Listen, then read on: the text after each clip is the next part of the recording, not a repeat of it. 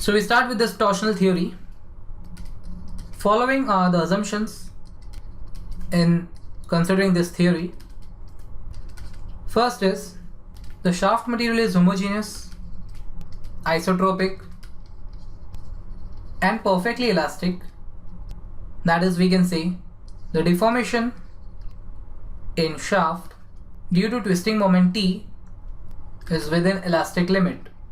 By homogeneous and isotropic means the material properties is constant in all the direction and the physical and chemical composition of the shaft material is homogeneous throughout. Second assumption is if twisting moment or torque T acts in transverse plane only. That means for a solid horizontal shaft, the torque is acting on a single transverse plane, causing its rotation about its longitudinal axis, and there is no torque acting on the shaft in this direction.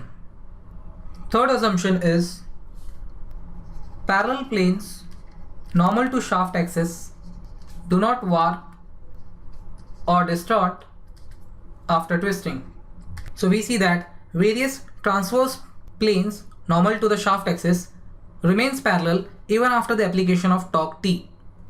A fourth and final assumption is at any cross-sectional plane, all points are twisted by same angle. This means for any transverse cross-sectional plane, any point like P and Q both gets twisted by same angle theta under the torque T. In other words, we can say the whole of the transverse plane gets twisted as a single plane. Cut the last word plane. Cut the last sentence itself. So in other words, we can say that under the action of torque T, any transverse cross-sectional plane gets rotated like any rigid solid plate is being rotated. So these were all assumptions in deriving this torsional theory. Now the condition of shaft while transmitting power or motion is similar to shaft in rest and being fixed at one end, which is the driven end, and torque T being applied to other end, which is the driving end. So we can see that the actual shaft which transmits power could be represented by a shaft which is fixed at one end, which is a driven end, and which lags by an angle theta from the driving end under the action of torque T. And the longitudinal fiber OA is now twisted so as to become OB. Now let L be the length of shaft, D be the diameter of shaft, T be the torque applied in Newton mm, and theta be the angle of twist.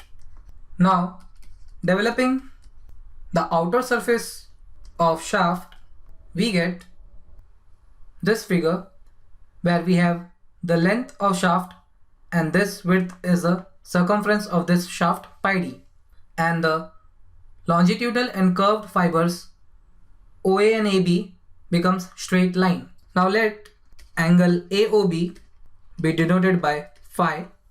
A little consideration will show that phi is shear strain.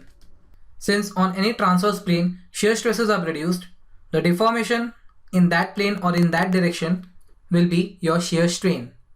Let this be figure 1 and this be figure 2. From figure 1 we see that RAB is equal to R theta, where R is the radius of shaft equal to D by 2. Also from figure 2 we have RAB, or in this case line AB, equal to L into phi, where phi is your shear strain, which is also given as shear stress by modulus of rigidity. So let this be equation 1 and this be equation 2. So from equation 1 and 2 we have R theta is equal to L tau by G. So after rearranging we can write your shear stress tau upon R is equal to G theta upon L. Let this be equation 3.